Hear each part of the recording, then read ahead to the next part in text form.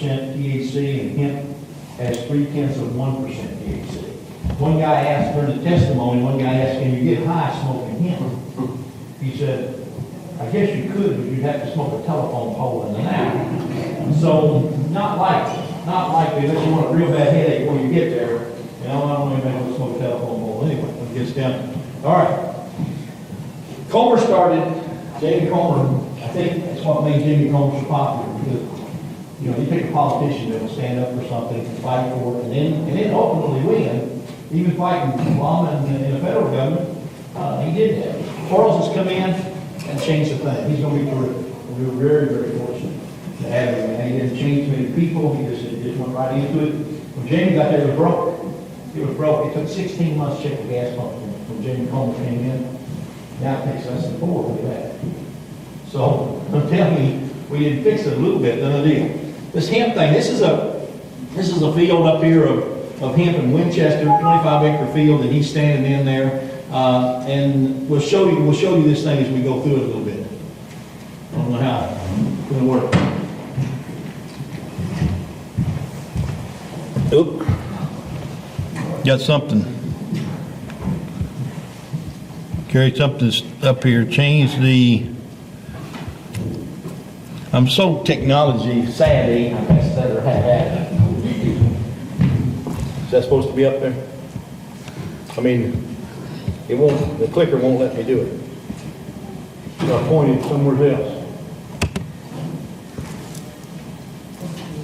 Still won't do it.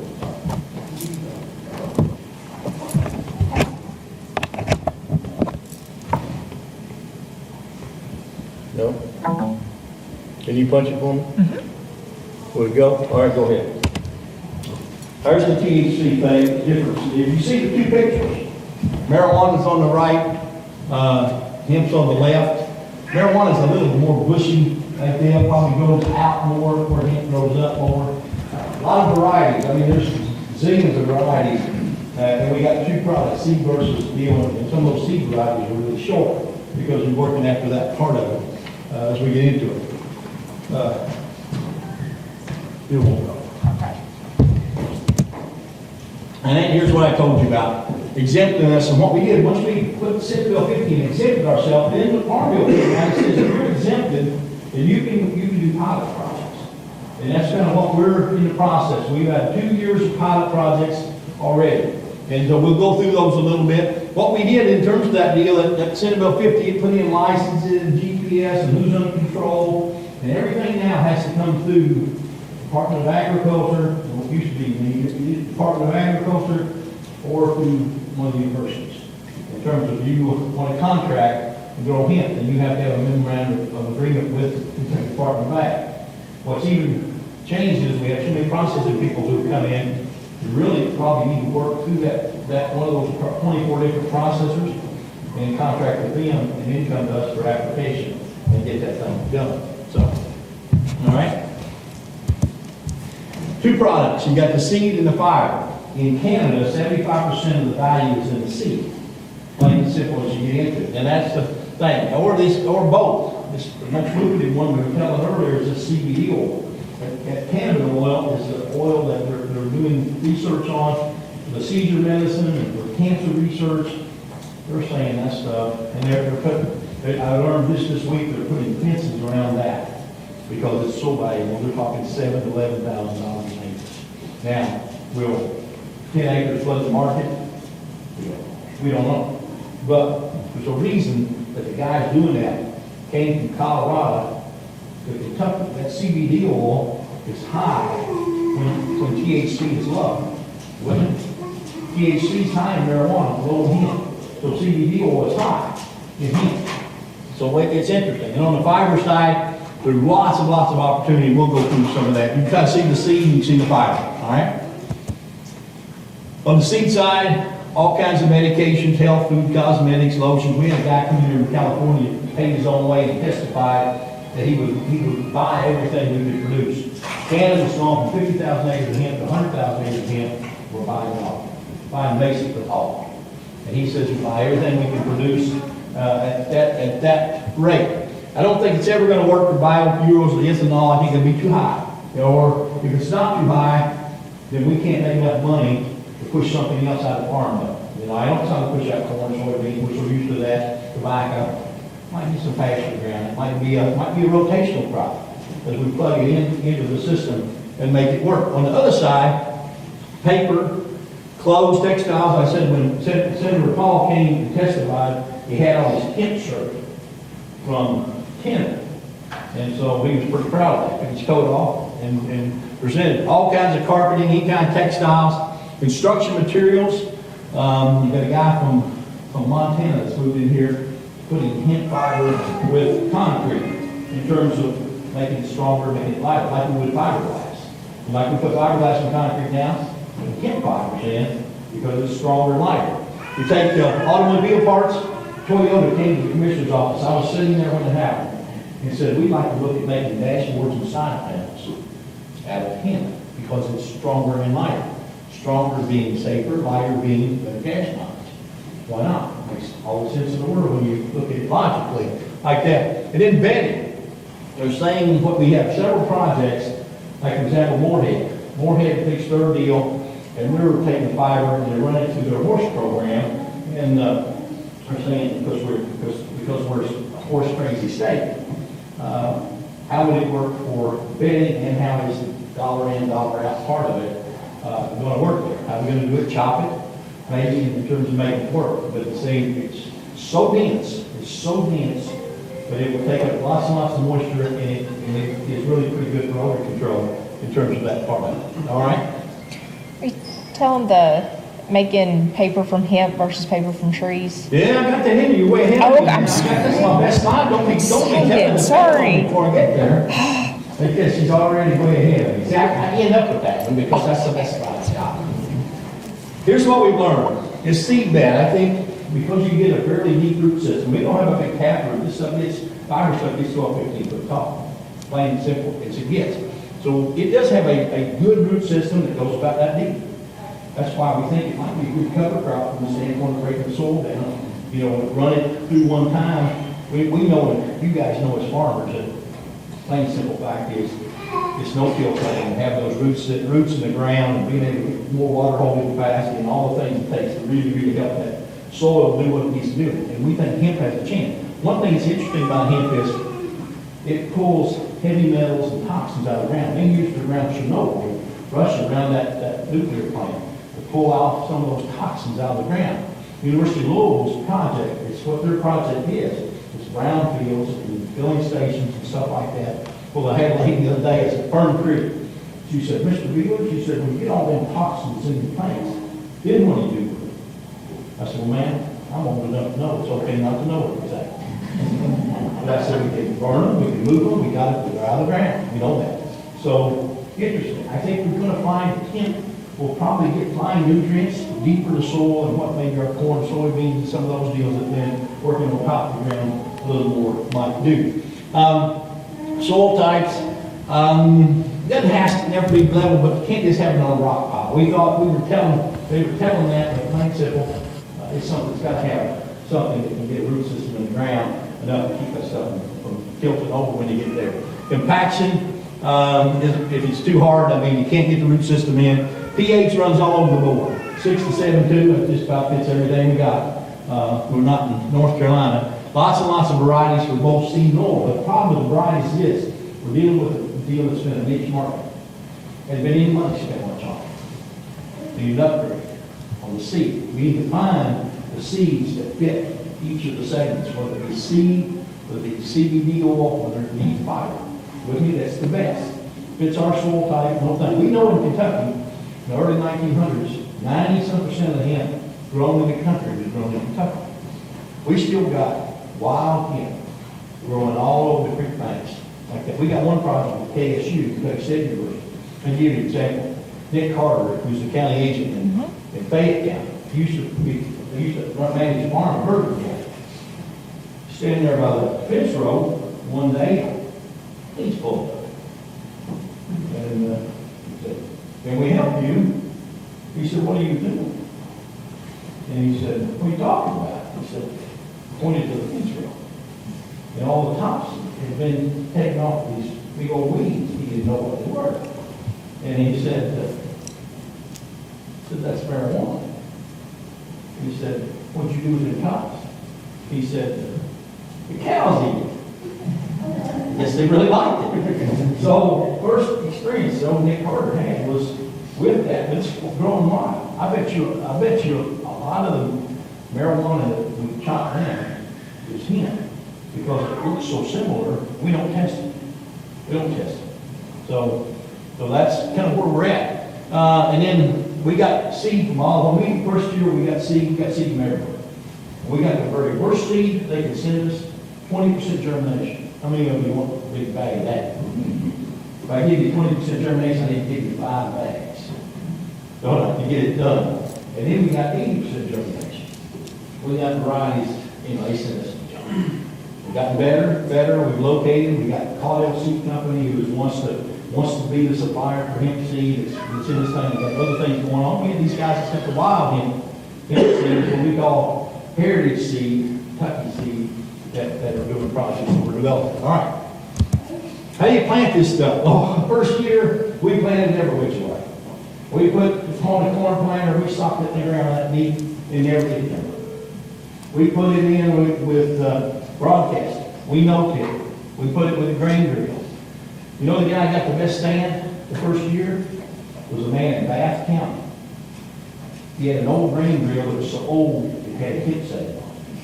So we all ran out there to see what he'd done. Just cut it. Barely under the ground. And as soon as that stuff comes up, it grows like nobody's business. Plain and simple as you did. We can plant it from April to June, and Lord knows, because we bought the DEA last year over the seed, we planted it in July and August. Of course, last year we had moisture all year long because it rained forever. Terrible year to kind of experiment with. And I'll never forget, we got one bag the first year. And Dr. Brandon from Murray State went up there and got the bag. He went home and planted it that night. I called him the next day. We were fighting in court with the DEA, fighting to get seed away from him. I called up and said, "Are you drinking Mountain Dew and home and hemp?" He said, "Beeler, they want my seed. You're going to dig them up." 2 weeks later, I go down there, and it's this high. He pulls up a plant, walks over and sticks it in the back seat of my state car. He says, "Beeler, you're the first man in Kentucky to have hemp, and don't get stopped." I was nervous the rest of the day. And then laid back there and leaves fell off of it. I got more nervous tomorrow. But what I think we've learned is this. No-till is such a good practice here in terms of maintaining soil health, soil texture, that root system in the ground. You burn it down, because we've got no herbicides and no pesticides. You with me? Nothing approved. Burn it down, put them seeds just barely underground, covered. In 2 weeks you'll have ground cover. You don't have to worry about all that. So that's kind of what's working best in terms of how we go about this deal. Fertility, we've been working at the same level of wheat. And that's not much fertilizer. What we're thinking is we're getting nutrients deeper in the soil than what the others. And we're still experimenting. University of Kentucky, with Dr. Williams over there. He's the Cadillac of all the people we got working on this thing. We call him Dr. Hemp now, because I said to him the other day, "You guys are like this." I said, "Are you doing any work with hemp in the lab in terms of finding groups or genetically modifying or anything like that, and George, people get now it's one of the hot topics, GMO or non-GMO, and we need both, to be honest with you." He said people got all over him about even talking about it. He said, "We're in the lab." So we've got to find the varieties, we've got to tweak it, and find which ones do what they need to do, just like we have with all our other crops in terms of that part of it. Growing season is 110 to 150 days. What we do know is this: on the seed, it's really dry, it shatters, and when you run combine. So we got to get a little greener than you would most crops. Like where you try to dry your corn down as dry as you get, so you don't have to turn the dryer on. This deal is you're leaving the field, because when you hit it, it just shatters. So we're learning. All right. Harvesting. Basically, in terms of the seed part of it, we just combine. And what we're learning is this. boys in Canada told me, they said, when you, he had turned his combine on that stuff, and the seed stuff, 15-foot top, he will tear a combine on 2 pieces. Too strong, wads up around the rollers, absolutely, so I'll never let the combine go on and stuff again. So what we're seeing is people are basically putting seed varieties or fiber varieties. Maybe do a little both, and there's equipment in Australia that we're trying to get access to see what we can do in terms of that part of it, or we can do both. But the idea is some of the seed varieties, particularly the ones over at the Winchester plant, they're doing, they're not getting very tall, so we don't fight all that foliage as you go through the thing. So you combine. On the other side is, we've been cutting it with just a, didn't really cut it with a disc more because it's too tall, it's kind of fall with it. So no sycamores. What we've been using to get it, there's a canal machine on the fiber side now that will break it down, take the leaves off, only once a stalk. Take the leaves down, and then it strips the fiber from the stalk. You've seen that first picture of seed and fiber? That's what it looks like, and then you square bale with a round bale and get it done. I was talking to a man in Paducah who grew hemp when he was a kid. And he said we hauled it from Paducah to Frankfurt on Highway 62 at 35 miles an hour, way back. So we're not patient enough for that today. We're going to have to locate. You know, what would you like to start hauling around there all over the country? It's just not going to happen. We do it a little, but from a logistical standpoint, that's why it's important for us to be first, to get these processing plants in here where we can have access and we don't have to go all over the place to get it done. They call it ready. In terms of a lot of them, what we see some people doing was cutting it down, taking a rake and raking it and beating the leaves off of it. But we think what we'll end up doing is get it stripped down to a level where we can basically, it's almost ready to go into whatever process you want to go, maybe one more step. So, all right? Here's pilot project year number 1. There's Dr. Brandon standing in the field in that middle picture, dean of the College of Ag at Murray State.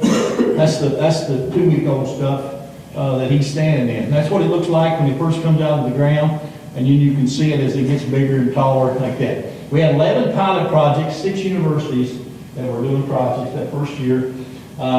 We had 18 different sites and 33 acres. We had 4 processing pilots.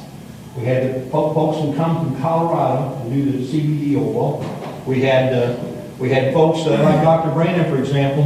What he was doing is he was taking a fiber square bale, a big square bale, and taking it and running it and bending the horses at the university farm, and taking that and drying it down and running it back through his bioenergy burner to heat his horse facility. So he's got a bioenergy burner that, it takes could be wood, could be straw, could be anything, taking this stuff because it's so dense and so high in cellulose that it's really, really good. And so then we got one outfit that came in here from North Carolina, and it's taking wool, putting the fiber, and making clothes. So those are the first 4 processing deals in that first year. We learned a lot. We fought the DEA to get seed. We've done it every year.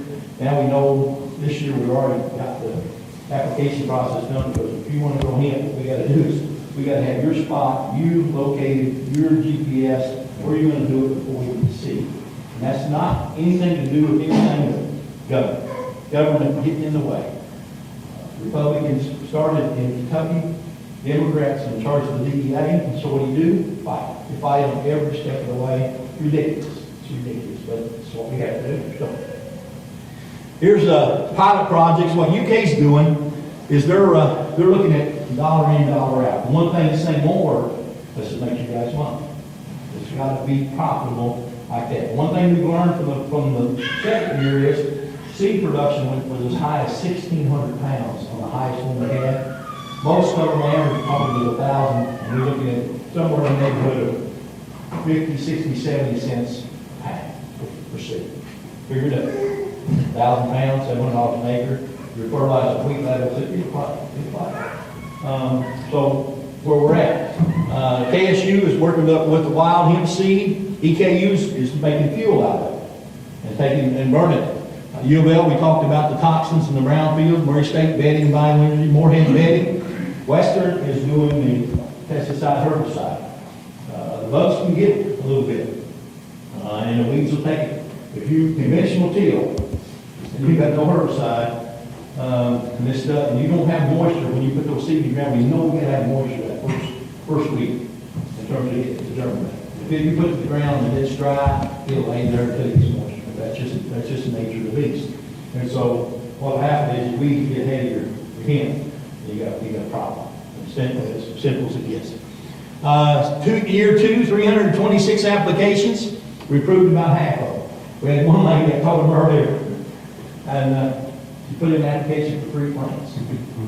We weren't for sure what she was wanting to grow, so we didn't approve that one. To be real honest, you put that in. When your wife does it, all right. As long as we know. But the idea of this thing is all still a pilot project. It's all built around how much education can we learn from your project, how much research is in this deal from the standpoint of making it work. We had approved 1,700 acres. We couldn't get the seed away from the DPA. So we planted 922 acres. That's what we did in that second year. And it rained, and it rained, and it rained. And even some of the really late stuff, we ended up with a pretty good crop. Some of the early stuff was some of the worst because it rained so much. And I mean, you guys lived through it. It got done. So, but boy, we learned a bunch now. We had some really, really good hit that we can kind of pattern. Go ahead. Year 3, we moved all this application thing up, and it's over for year 3. Already done. They've approved about, I don't remember how many, 150 something of the 318 applications in year 3. We have 15 university sites that are working on from 7 universities. And they basically say they can go direct, they don't have to go through the Department of Ag. Then 174 private sites through it, and about 4,500 acres approved. See what's done? 33 the first year, we've got 922 planned the second year, we've got approved 4,500 for this year. We have, basically, here's how that process is all about, how much can you learn. And if you're going to apply, you don't apply without having one of these companies. We have 24 processing companies that come in here, and that's on the slide, so I can tell you this one. You're going to grow hemp, you go with these companies, so you've got an outlet for your product. And then you go with that application. You with me? Don't go out here and just grow hemp and think the whole world's just going to come by it. You go through one of these 24 different processing deals that can kind of help you dictate what seed you grow and that kind of thing in terms of making it work, and that's how the thing deals. And so everything's based on how much can we learn. All right? Go ahead. Processing. One of the real success stories in this governor's office of ag policy has been the processing plant in Winchester. They went to, and this is what's interesting. I asked those guys. You know the Rickard tobacco seed company. Every package of tobacco seed anybody, I guess I ever seen was Rickard's tobacco seed out of Winchester. Tom's over there on that deal, and I said, you want to turn that plant into a hemp processing, seed processing plant. So they come to the agricultural board, governor's office of ag policy, wanted to know, and so what they done, we turned them and said, go and see how much county support you can get. They go out and they get 19 counties to give them $285,000. We put a cap on it from the state money of $250,000. So they got $535,000 worth of grant money to build this thing. I asked them point blank. I said, don't you feel like this is pretty risky? I said, yeah, we can wipe it out the next day. It's a pilot project. He said, it's got too much momentum. The interesting thing when you study hemp is different than anything. Study hemp, it is driven from the marketplace backward. It's not being driven from the farm up. You with me? People want to buy this stuff. People are dying to buy this stuff. Now, how big is that market? I don't know what we know. But right now, it's being driven. So we got 4,500 acres. The guy told you about the guy from Montana coming in here and putting in concrete, making clothes out of it. 24 different outfits that are here. And I'm talking, when we started the deal, there was an outfit out of Texas came in here and gave us $50,000 for the Hemp Commission just to make sure that we had a way to run government. You know how you do. Government does. You either have, when you get the government involved, they have to have a commission or a task force. They don't want to mess with it over there. The legislators, they form a commission. I got a bill commission. I got an aquaculture task force. I got So they make the hemp commission. And then the hemp commission gets this $50,000 private loan to operate and exist out there. So that's been a lot of buying on this thing. Yeah, there's how, you see that's UK, how they harvested no sycamore, and that's Murray State down there. They had a big square bale of the hemp after it was dried up and put in that process. So you can kind of see. Here's, why would you not grow hemp? And one, it could be a most wonderful thing in the world. If you don't make money at it, you forget it. We ain't gonna do it. We ain't gonna do it. Number two is, what's going to take place on the farm? We're already doing corn, beans, we're doing cattle, we're doing pasture, we're doing hay. Where does it fall in? Is it a rotational crop? Is it, how does it, is it one of those that we can run and really help our soil in terms of running it 1 year and replacing wheat maybe? Who knows? Big thing is government. Government shall leave us alone. I worked in practice for 17 years. They think they can fix it. You gotta be kidding me. I told the governor the other day, I told the group earlier today, I said, Governor, I said, we in agriculture are really, really low maintenance. If you don't have to do anything for us, just leave us alone. God is here. He said, is there anything we can take away? I said, well, if you get away, you get us criticized. We're pretty used to the rules we have. Yeah, here's the deal. Because this thing had to be exempted from the Substance Abuse Act, are they going to say you have to, every time you move this stuff, you got to have an affidavit to do it? You move it to me, you're producing it, you move it to me, I'm processing, I move it, and I sell it to the market, I got it. If you do that, you kill it. We need to do two things. GPS it. Know where it's at, and test it. But know it's hemp. You can grow marijuana in with hemp. You with me? It'll be fine the first year. Marijuana will be marijuana, hemp will be hemp. Second year, they'll see, the hemp will be terrible because it cross-pollinates and you'd have 10% THC of marijuana. We'd be back to smoking the telephone. You know what I mean? So plain simple fact is that. So why? Two things. And just do that. GPS it. That way if the state police comes, it's not in that GPS site. You cut it down. You cut it down. See what I'm saying? And then test it. And we think we can test it for not very much money and get that done. And then we're okay. But if you're going to wear us out in regulations and restrictions in terms of every time we move, we got to have the federal government's blessing, it ain't going to work. It's not going to work at all. It's risky. We don't have crop insurance. You know how farmers are. You guys, the most important thing to do is manage risk. How do we get from one year to the next? That's why we irrigate. We make it rain.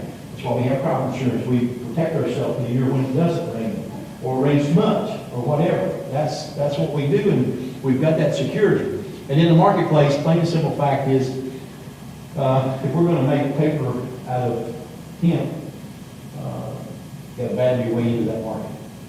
You got to market your way into that market. They're not going to give it up to you just for the fun of it. So both at farm level and at the marketplace, you got to worm your way in farm level, and you got to do the same thing in the marketplace. It's interesting, the marketplace may be the easiest because of so much demand that appears to be out there that way.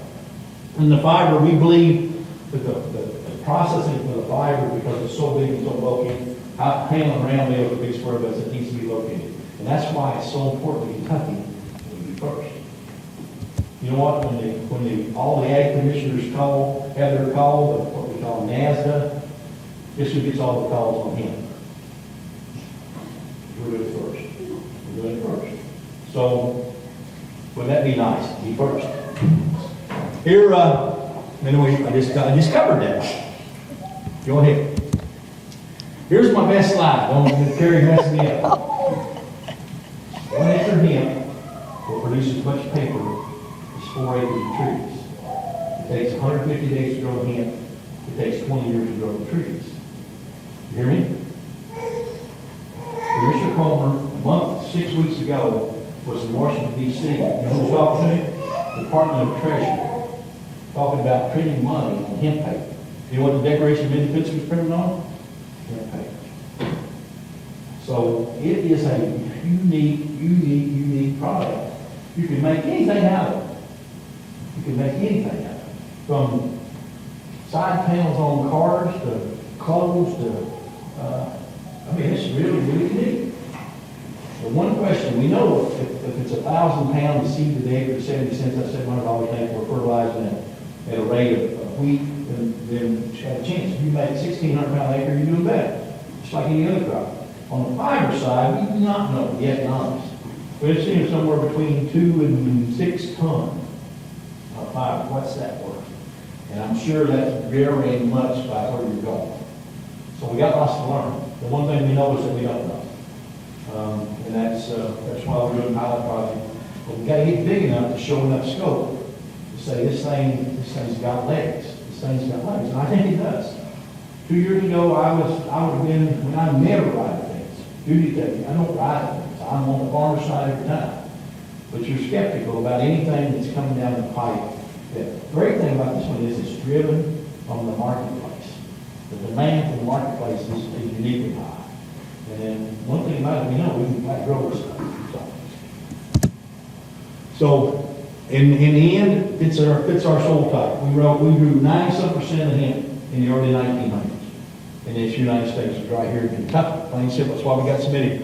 We got to figure out which varieties work the best, and we got to do an upgrade on those varieties and get those varieties in the same category as what your seed corn is, and your soybeans, and your other crops are, your alfalfa and such. And so, Dr. Williams, if you want to talk to somebody that really, really eats it, sleeps it, and understands it from looking at everything probability-wise, Dr. David Williams in UK. He's just the guy I call him Dr. Hemp. He is really one that's after it that way. Weed control, we got nothing right now. Western, Paul Woosley, Tom Will at Western. We're working on pest management. You know, one thing we figured out, this stuff that love bees, dove, birds, love stuff. It's almost got a minty smell when it gets to maturity a little bit. I don't know if it's the smell that attracts me, a bird smell, I don't know. Over my head. But I know this. Love the stuff. The absolute bees. It attracts bees like no other. Every project said that. Every project said they just couldn't believe how many birds and bees and that was around and stuff. So interesting. We talked about genetics, harvesting equipment. We got to figure out how to do it. So it doesn't tear the combines up. Which varieties fit where, what varieties can we do? Can we produce both fiber and seed at the same time? We think we can. And then the demand seems to be off the chart, plain and simple as it gets. Off the chart. Two things, it'll kill us. Too much government, it's got to make money. We make money, the government leaves us alone, it's got a really good chance. Really good chance. What else we got? A lot we don't know. That's a good one, the way to end up. But that's true. Go ahead. Here's my number. No, what my numbers have changed, but that cell phone's the same.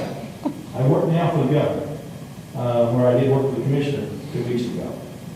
But I do my best to honor where I'm supposed to be, and I'm still going to do it. It's interesting that the governor's office of ag policy did fund that help fund that hemp processing facility. So there's only one ag. The Department of Local DOAP is just one ag. So it's big time where we got a commissioner and governor now, same party, we pull them together to do better than what we've been doing, I think, for your all's sake. So, what questions? What did I not cover? I have been great here about this deal. I would, if I was doing it, I would no-kill it, burn it down, so you got ground cover, so you control your weeds and stuff in that part of it. If you're going to grow, you make application, you're too late this year. Next year, you got to find one of these companies. They're all over the place. I give you a number to call. They call our Office of Marketing. The one in charge of it, there's two of them working on it. Adam Watson or Donna Hampton. And they are at 502-573-0282. 502-573-0282. And they're the ones that take care of the applications. They're the ones that know where these people are that are doing the processing, the companies. This Tallow is the one with the plant in Winchester. They're up in I think they're up probably up close to 500,000 acres. Kind of an outfit, Breckenridge County, our partner here, that's doing it. We know the other day that we had the plant there in Hardensburg called about getting approved to clean seed, hemp seed. So, what about that? You know as much as I know, as we know now, and again, it's a lot we don't know.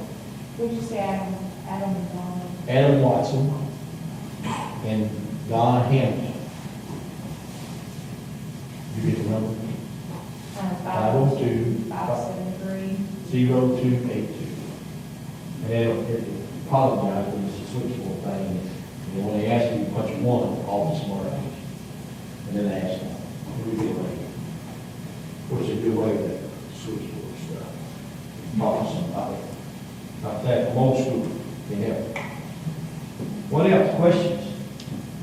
The seed producing hemp, once you cut that out like grains are now, high, they can come back and cut that lower stalk or. That means what some of them did, they went high and got the seed and went back and cut it off with this more to get the final part of it. Again, we're seeing, because we don't have the equipment that is quite like Australia does to figure out how to put tent seed in there. I don't want to run much of that stuff through the combine. This year's lines around the rollers. How big is that seed? It's about like a Milo's, little smaller than Milo's. So back that thing up here.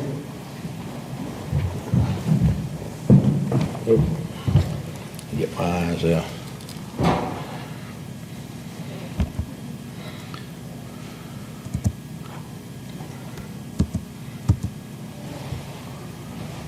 About the size, about smaller than a grain sergeant or size, Milo seed, probably 2/3 the size.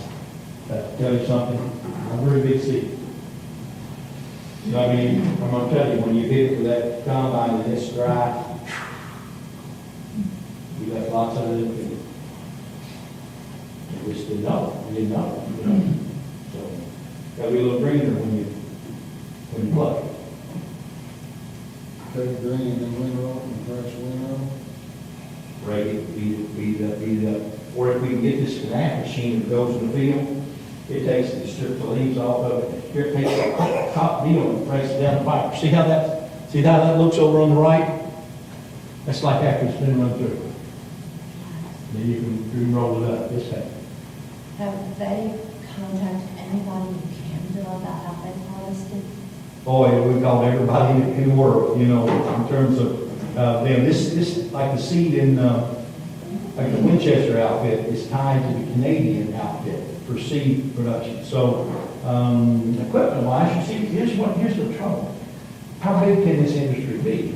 And then the industry's gotta be big enough to support equipment, you see? And in Australia, I guess we've got enough. I don't know how many, I've never heard them say how much we're producing in Australia. But in Canada, just in the last few years, it's gone double, from 50,000 to 100,000. When I was to order in fabric, I had to order from Canada. I don't know, listen. So I was ordering my stuff from Canada to the textile. Yeah, I mean, they're making everything. I mean, the Senator Pendleton and Senator Paul both had on hemp shirts today. We had the testimony there in front of the Ag Committee. I got a free hurricane on my phone. Yeah, we got a guy in, that is trying to do it just as an individual. And he's got to he's got to be approved like everybody else. You can't have hemp unless you're approved right now with these pilot projects. But he's a sheep guy in, Lincoln County. His name is Warren Anderson. And he's trying to do something. Well, he's talking about it. So, got a great big family, a bunch of smart kids. He's one of the Yankees that moved down here from Connecticut. I was never going to sheep produce too. You're a sheep producer? Yeah, I am too. And what's it good for pasture? Sheep like. Oh, yeah. I mean, you talk about sheep, you talk about, they're absolutely the best way in the world to spread white clover seeds to the sheep, because you got pellets, not piles. Good spread it anyway. And so we got white clover so thick, we're scrouting the grass out. And she don't like white folk too much. Yeah. Well, might do all right. Is that, all right? Have you got pear sheep or? Pear sheep. Yeah. Pear sheep are more like, a little more like, I got about 50 pear sheep. They're a little more rowdy than the wool sheep are, you know, that way. Wool sheep are like that. Yeah. What else? Presentation of Dr. Williams give, you mentioned one of the hardest things was the fire aspect of it, the timeliness as far as when to actually bail it. Are we know more about that? Because it's a real short window as far as when to be bailed. And I think we're probably behind on that kind of research because plain simple fact is, because Canada gets 75% of the value out of the seed, we've concentrated particularly in the second year on the seed. And so, how dry does it need to be? I mean, Dr. Williams, I just trust him. I mean, he knows how smart he is, and he's just so passionate about it. It's almost like, it's kind of like me having that grandbaby 2 years ago. I just can't seem to get over it. You know, that's how it works. So he is, and he's not only him, but he's got a bunch more of them excited professors at UK. So, and that's, you gotta have that. I mean, we gotta have that. We're gonna learn something, find the right varieties for the right soils, and figure out how this thing works and how it makes money. Those guys are the ones up there that, they can do it. I know they can. And then Princeton too. I mean, and you get Princeton doing the same thing.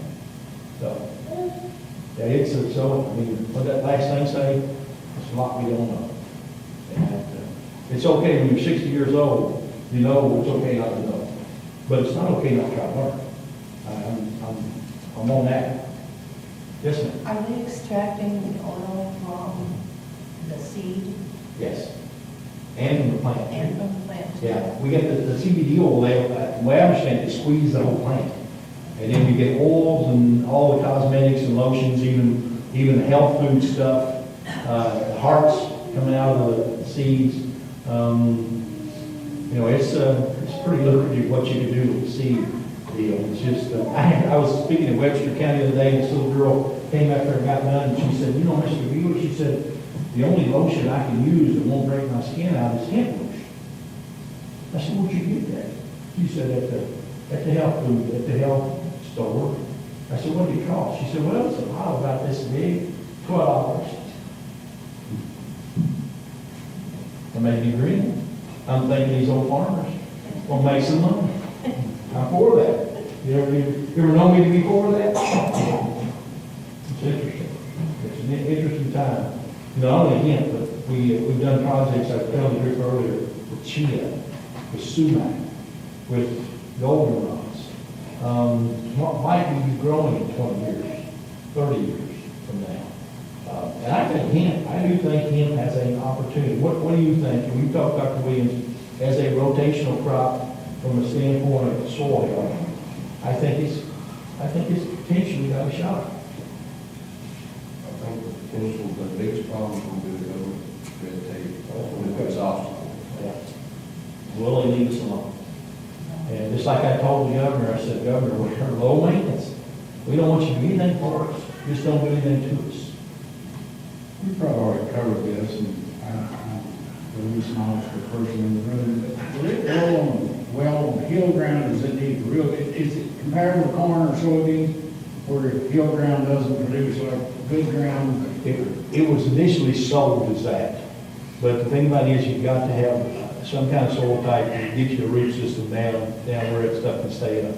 If you get, and I think it's potentially got the chance to grow on poorer ground because of getting nutrients deeper in the soil that we don't get right on top. So I think yeah, there's possibility, of handling maybe ground that's got a little more float to it.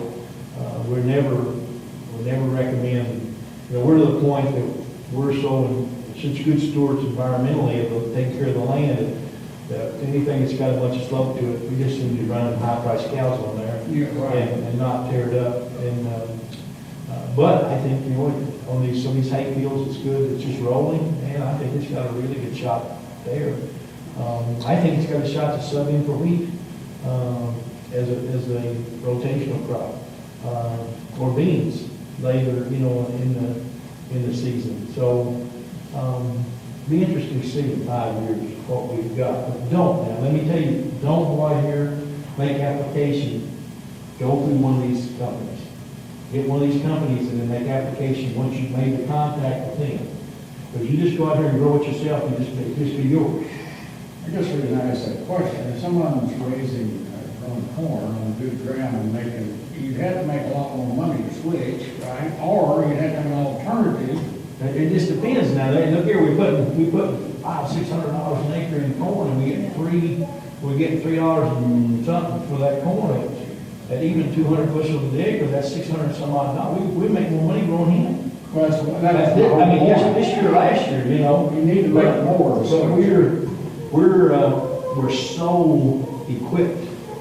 Our dirt, our equipment, our knowledge is so equipped to grow corn and soybeans that, you know, wheat, double crop wheat, soybean deal, that's where we'll be. You know, this deal comes in, this is a chance to fit in this, maybe fit in this thing. You know, and I thought that we could just figure out, I mean, it's genetically as good as these plant scientists are today. You know what? I mean, what can you do in terms of being able to put genetic markers in this stuff where if they grew marijuana in with it, it would just turn blue or red and boom, you know, you see what I'm saying? I mean, you do stuff. I know they do stuff, you know. Funny thing is, in these other countries, they don't have a problem with that. Or at least they don't tell us they got a problem. You know, that's the thing. But if you GPS it, which I don't think anybody's had a problem with GPSing it and testing it, then turn you loose and let it be yours. Why wouldn't that work? It will work. Pretty neat. Is the producer responsible for taking it to labs to get it tested? Is there a certain lab to go to? Right now, with the pilot project, the Department of Ag does all that. We hired more people because we can't keep up. And here's what's so bad is if we just let us get the seed in, and then let us disperse it as we approve these sites, and then basically get it done. We don't need the GPS before we get it planted. So we know when it comes up, they don't come in whack it all right there. So that's the thing. And the testing process is we use the same laboratory we use to test fuel. And they say they can test it for $20. Well, that's not very much money. You know, when you can go through there and test it. When we're going through the deal, they were saying, state police saying it takes $700 to test the sample. Well, you know, I mean, half of what they're cutting down of marijuana is probably hemp. You know, because they don't ever test it. But if I was getting paid for it, I would be testing dealer. Would you? You know, just in case. That's the deal. So, intrigued. But do not make application without getting yourself in contact with somebody where you got an outlet for the product you know. Right now, that's a big deal. It's not pie in the sky, but it is an interesting product. The thing, I've never seen anything, you know, Google the car that Window Ford made, or Window Ford, Henry Ford. Google the car, he made a car out of hemp. It's on the internet. I've looked it up. People told me about it, and I couldn't believe it. There it is. You think you can make out of steel or plastic? You make out of hemp. Pretty neat. Or if you want to have a test plot before you decide you want to grow something. No such thing. It's not no good? No. Okay. You gotta Well, I'm talking about, it's all regulated. I had a deal the other day. you got to sell it if you can grow it. Right, we have a situation, you can grow it and just have it. Problem is there'll be some restrictions on the seed and some stuff. It's not like already soybeans now and everything. But it's all regulated, it's gotta all come through the Department of Ag, if you're an individual like you. Now, you can do it just on your own. You want to just see if it'll grow in 1 acre, That's what I'm you know, saying. yeah, you can do it, but you gotta get all the approvals. Yeah, that's what I'm saying. Depending on which seed, you know, what you get, what they'll let you do with it in the end, because some of these seed companies aren't going to just say, yeah, let's grow this, you can have them seed. Man, you know, I'll get a chance we got that happening, seed corn and soybeans. North Oklahoma, Indiana, just got in big trouble over that last year or something. Yeah, you can do that. You can prove it. Deal it, just when you put your application in. You gotta tell them how much they're gonna learn from your, it's all about research and education. It is, I'm gonna try it on this side.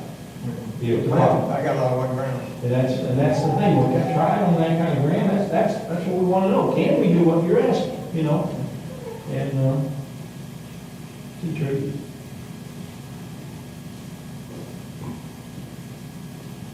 Right. I didn't commit you to pie in the sky, did I? Didn't mean to do that.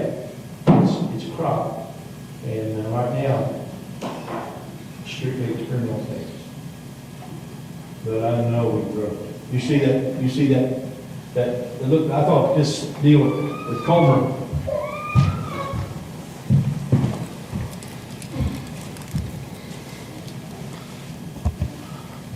That looks pretty good, doesn't it? I don't care what crop it is.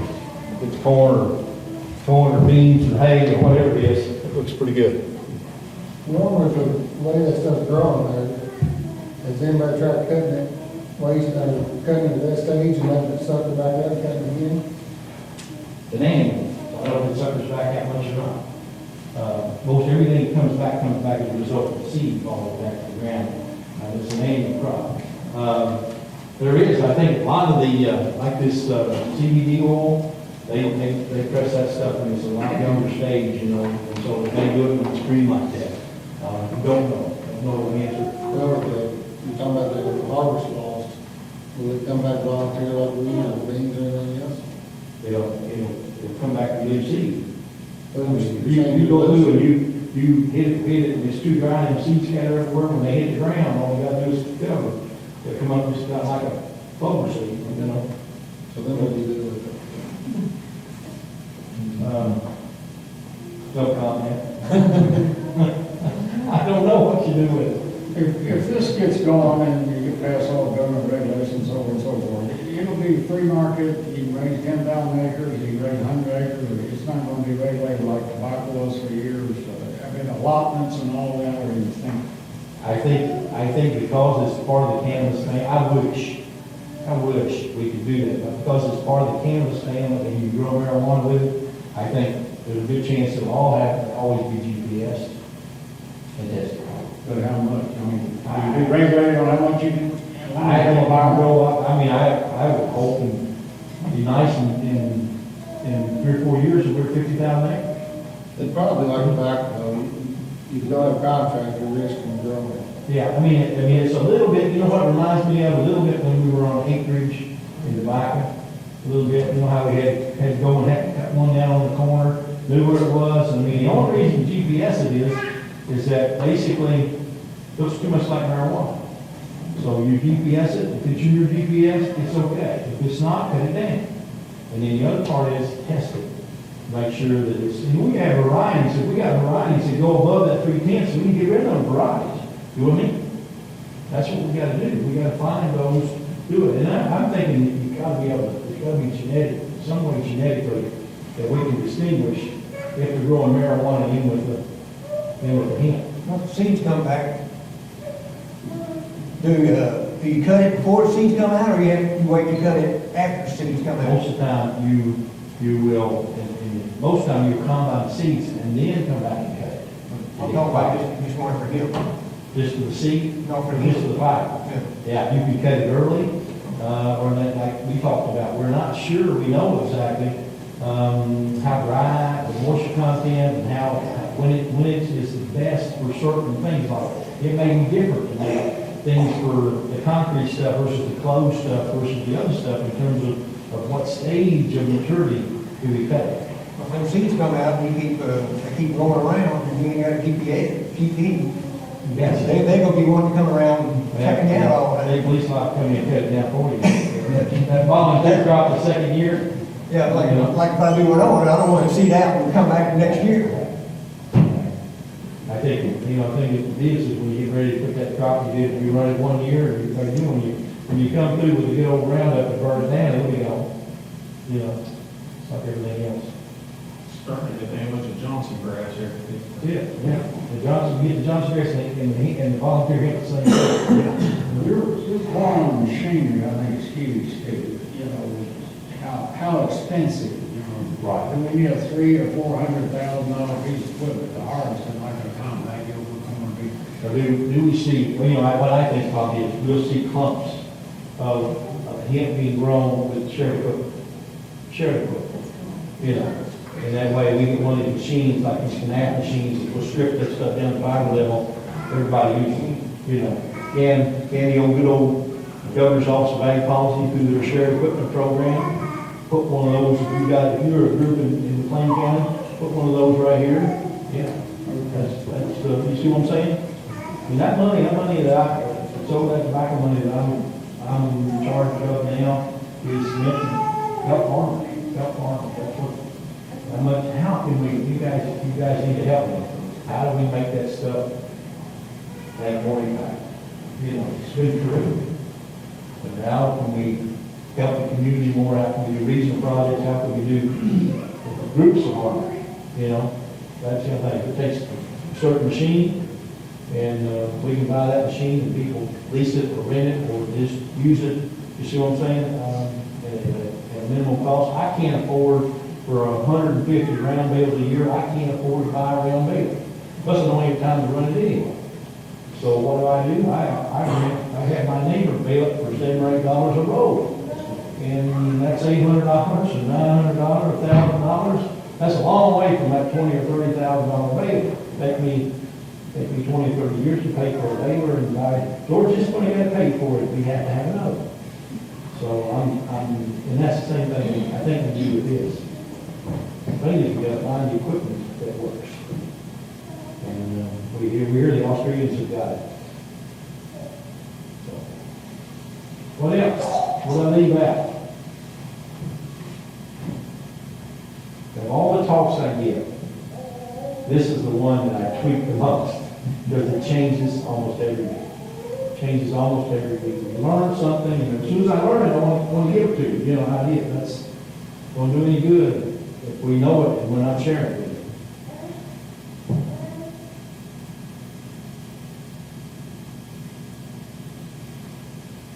I didn't give them so much, they won't talk to me now. Have you got a list of the companies that are participating? Adam Watson and Doris Hammond. I'll have that.